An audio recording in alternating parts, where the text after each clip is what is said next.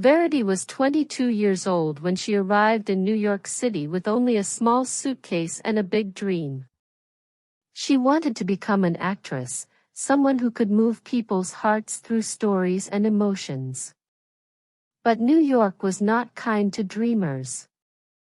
She had no family, no friends, and almost no money. Her tiny apartment had one old bed, a broken chair, and a window that looked out at a noisy street. Every day she worked at small part-time jobs just to pay for rent and food. Sometimes she skipped meals to save money, but she never stopped believing that one day things would get better. She went to many auditions, waiting in long lines with hundreds of other hopeful faces.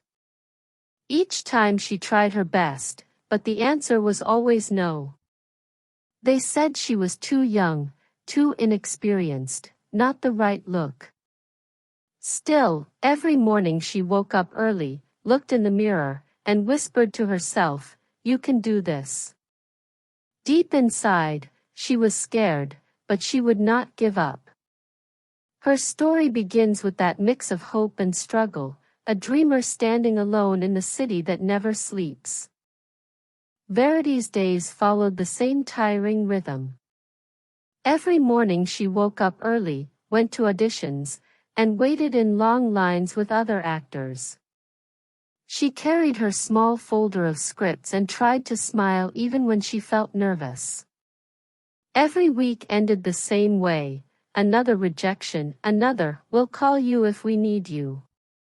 Still, she refused to give up. At night, she practiced her lines in front of the mirror, pretending the small reflection of herself was a real audience. Her manager, Mr. Paul, often called to check on her. He was kind, but his voice usually brought disappointment. "They went with someone else, Verity," he would say gently. She always thanked him and said, "Maybe next time." Money was tight. Dinner was often a cup of instant noodles or a piece of bread. Sometimes, she sat by her window, watching strangers pass by on the busy New York street, imagining what it would feel like to be famous, to finally be seen. One night, as she stared at the city lights, she whispered a small prayer, "Please, just one chance." The next day, her phone rang. It was Mr. Paul, but this time, his voice sounded different. Something strange was about to happen. Verity arrived at William's mansion on a cold afternoon. The house was huge and quiet, filled with expensive paintings and the scent of polished wood. When she met William for the first time, she felt both intimidated and confused. He was tall, neatly dressed in a black suit, with eyes that looked tired but sharp. He studied her for a moment and said calmly, "I am not looking for an actress for a film. I am looking for a wife." Verity's breath caught. "A wife?" she repeated, her voice trembling.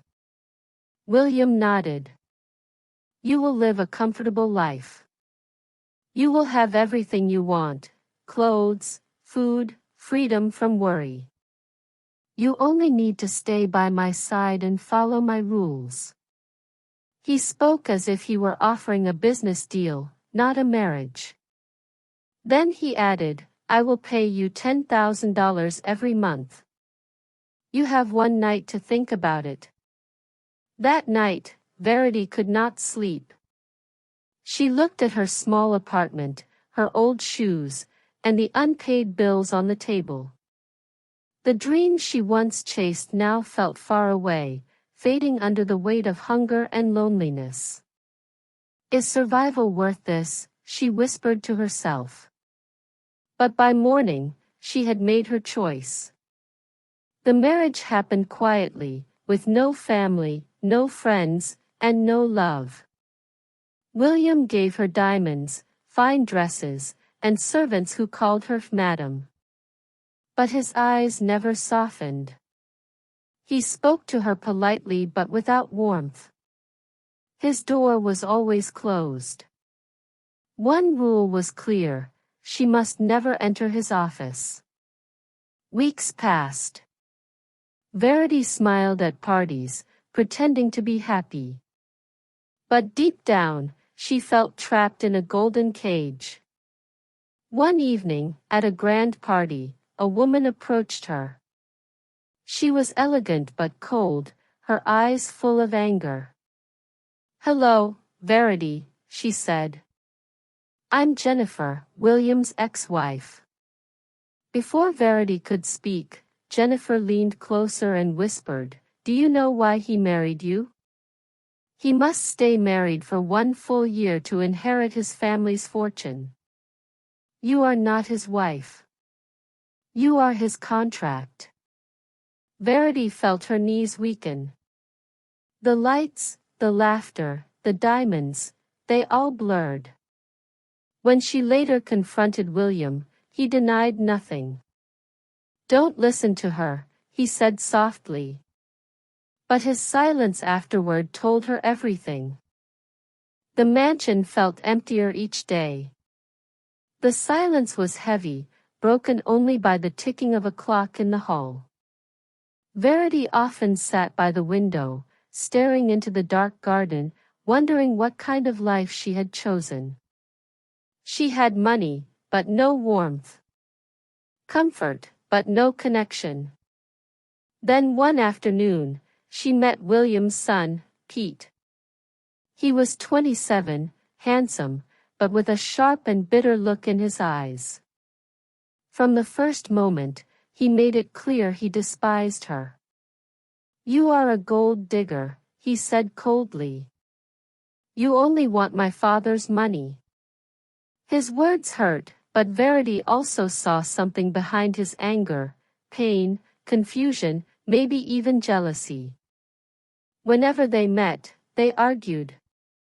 But slowly, their conversations changed. Pete began to talk about his mother, about how she suffered after William left her. One day, he said something that stayed with her: "My father is hiding something about your past. You deserve to know." That night, Verity could not stop thinking about his words. When William left for a business meeting, she walked to his locked office. Her hands shook as she turned the handle. To her surprise, the door opened.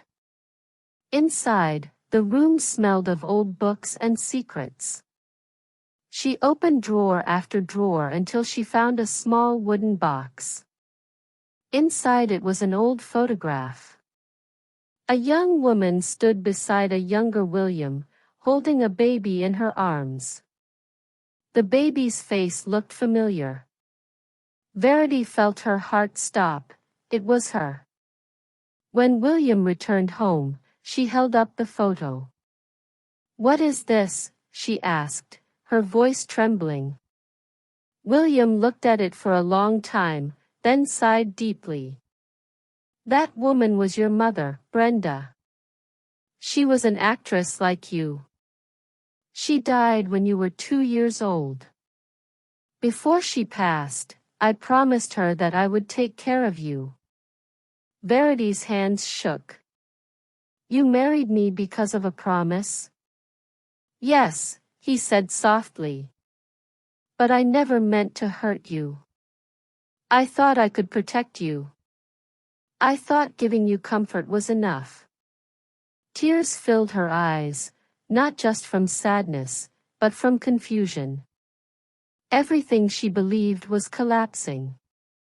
Pete's warning echoed in her mind, but she no longer knew who to trust. Later that night, William came to her room. His eyes looked tired, but gentle. "Verity," he said, "I never planned to fall in love with you, but I did." For the first time, she saw truth in his face, a fragile kind of love, born from guilt and time. Now she had to decide: would she stay for love, or walk away from a life built on lies?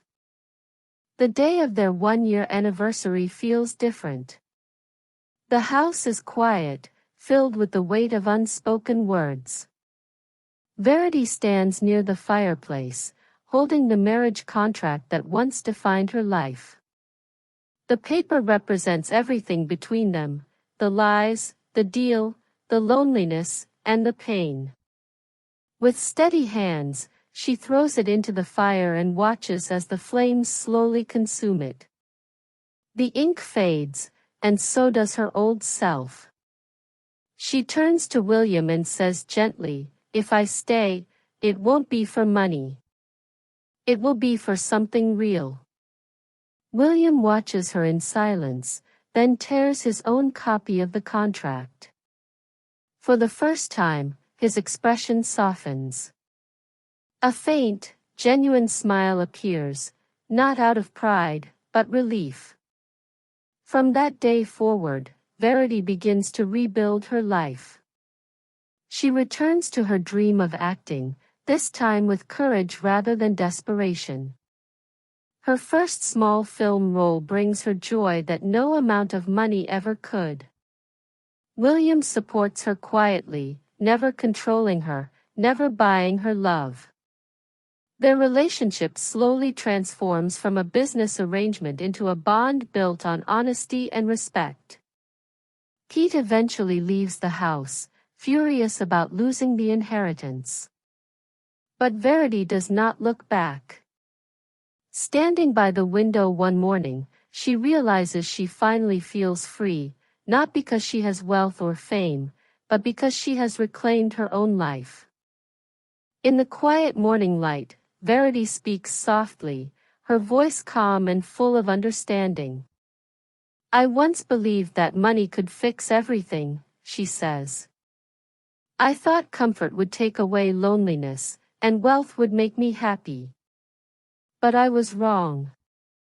I learned that love without honesty means nothing, and money without love feels empty. Real happiness does not come from what you have. It comes from who you are and how you treat others." She looks out the window, where sunlight touches the garden she once feared to enter. The same city that once made her feel small now feels full of life and hope. She remembers the frightened girl who came to New York with a suitcase and a dream. That girl thought success was fame. Now she knows that success is peace of mind. Verity has learned that promises made from the heart are worth more than any contract written on paper. She no longer measures her life by money or luxury, but by love, truth, and freedom. The story closes with her gentle smile, her heart light at last. She whispers to herself, "Love is not about what you get. It is about what you give, and who you become." If you enjoyed this story, please like, comment, share, and subscribe for more emotional English stories that help you learn English through story and discover meaningful life lessons.